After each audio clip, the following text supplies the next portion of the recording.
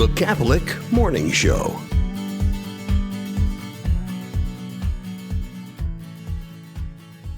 Folks, when you have an abundance of blessings, like we do here in the Des Moines area, you want to make sure to celebrate them as often as we can. You've probably noticed, if you've had a chance to listen throughout the week, that we've had multiple people in from the Catholic Mirror here in Des Moines because their columns have been award-winning. They've been winning awards from the Catholic Media Association.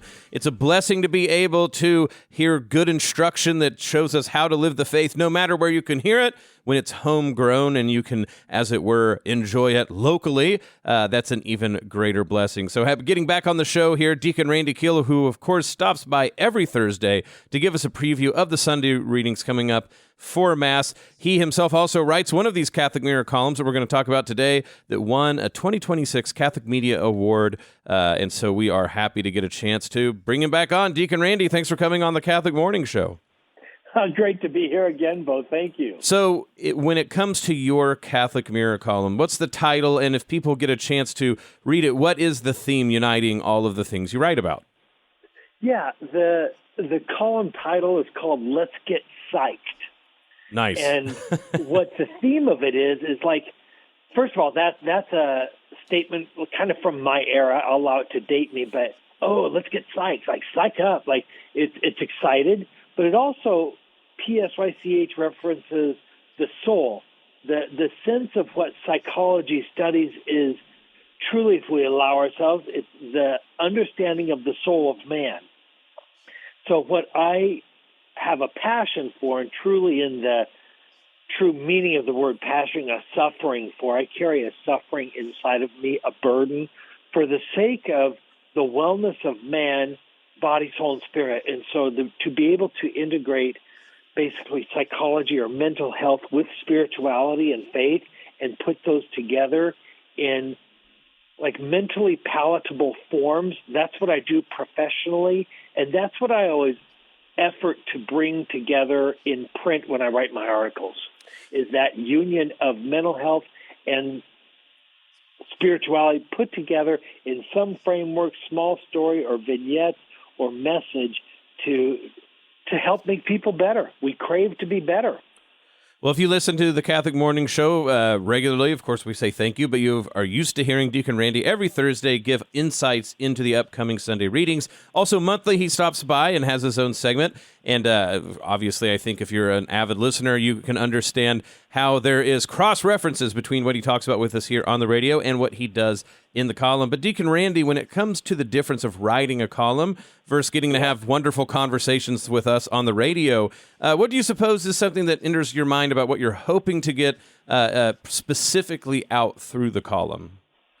You know, the column comes out every 2 months. The magazine comes out every 2 months, and I will, when I started this with, and I've written probably, it's a little bit over around 60 articles that I've written for the Mirror.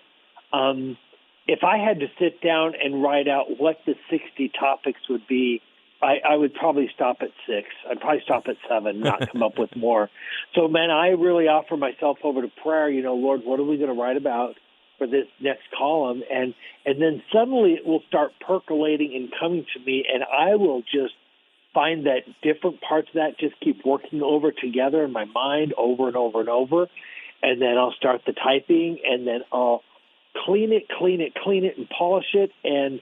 But this is the magic part. It feels like in allowing myself to be covered in the prayer of, Lord, please write this article with me, I am amazed at the end of the article seeing how did that come out of my fingers. I did not expect that message to come through. I didn't know fully the essence of that message till I was done. And then quite often I look and go, now I have to change the title. That doesn't match, because it takes an energy of its own, and it's exciting. Sometimes I get so excited I have to get up away from my computer and go for a walk for a while because I'm so jazzed by it, but just excited for what's happening, and I love doing it. I love the writing. If you're listening today, you know that something must be important in your life to take the time to set aside to learn more about your faith and try to attune what it is that the gospel has for us to every aspect of your life. Obviously, there's national shows, there's national groups that write, there's famous people, as it were. But also, when we have the chance to engage with this locally, people that we might run into at the grocery store, the gas station, but to show the proof of life of this diocese and of the listening area in Iowa, it's wonderful to get to celebrate when other people nationwide recognize that as well. So that's what we're talking about today. The Catholic Media Association has awarded multiple people from the Catholic Mirror awards for their column, and we're speaking right now with Deacon Randy Kiel, whose own column was thus awarded. Deacon, when it comes to the ideas that you're hoping people start to really interiorize by reading your column, like you said, that can be different what the subject matter is each time. But why is it that you, I should say this way, with the column, how are you hoping people approach it so that it can be something that they can live in a concrete way? Yeah, I think my prayer would be the word assimilation. Just as when someone's listening to a homily or we're listening to the Word of God or we're sharing with one another, and they're reading the column, I hope that they grab something and let that sink into their life and become a part of their existence now, because our mind and soul is open daily for illumination, to have something brought to light. So I sort of hope for that light bulb experience for them to go, not just that was interesting or that was cute, but, an aha moment happened. Oh, well, now I know what to do with that. I can see that now in my life. I can live that out more fruitfully in my life with the Lord, in my life with my family, in my own perspective of living, because that's the fullness of mental health. I quite often say, someone will say, are you a good therapist? Yes, I'm a competent therapist, but the best therapist was Jesus Christ here on this earth, and is now the Holy Spirit who dwells amongst us, permeating the earth inside of all of us. So I always pray for that integration of assimilation into someone's life as they read the article. Well, do you happen to remember off the top of your head which ones got submitted? Was there a particular topic that was representative of what you've been doing lately? I submitted 3 articles. They did not tell me which one of the 3 won. Sort of the one that I hope won. One of my favorites was one. It was titled "What's So Wrong About That?" I wrote about the psychological and spiritual dilemma between right and wrong, and I had a personal experience, simple experience of accidentally walking out of a doctor's office, and then I get home and I realize I took the magazine with me. It's a magazine, no big deal. But then it's pierced with a little bit twinge of conscience saying, that doesn't belong to me. I stole a magazine.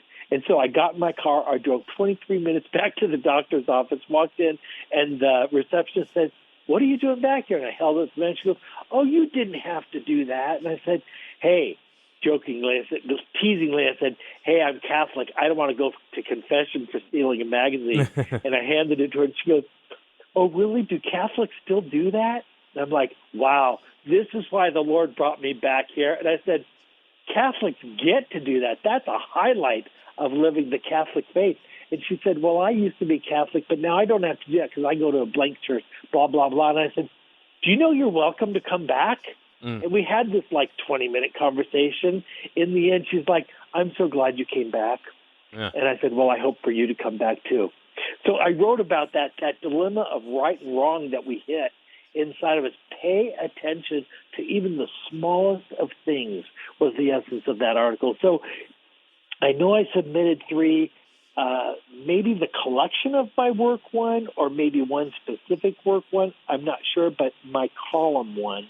My column of Let's Get Psyched. But that was one of my favorites that I sent in. Absolutely beautiful. Well, look, before we let you go, where can people go find your column? When does it come out? And, of course, when can they hear you on Iowa Catholic Radio? So the magazine comes out every 2 months now. It used to be a monthly publication. It's every other month. Now, we've gone from a newspaper format to a much more contemporary, updated magazine, beautiful production that's being put out. And just keep flipping the pages, and it's about 3/4 the way through, and it's a column called Let's Get Psyched with Deacon Randy Kiel, and it's the integration of mental health and spirituality put together. Absolutely wonderful. Deacon Randy, as always, thank you for coming on the Catholic Morning Show. Oh, great to be with you. Thanks for celebrating with me. Listen to the Catholic Morning Show weekdays at 7 a.m. Central on the Iowa Catholic Radio Network, iowacatholicradio.com, or the Iowa Catholic Radio app. What legacy would you like to leave? As part of the Legacy Society, your gift supports the future of the Iowa Catholic Radio Network. By participating in the planned giving process, you can be assured that when you leave this earth, your charitable gift will continue to support this apostolate and its mission of connecting people to Christ. If you're interested in including Iowa Catholic Radio as part of your charitable gift planning, call me, Belle Marasco, at 515-223-1150. Thank you for your prayerful support.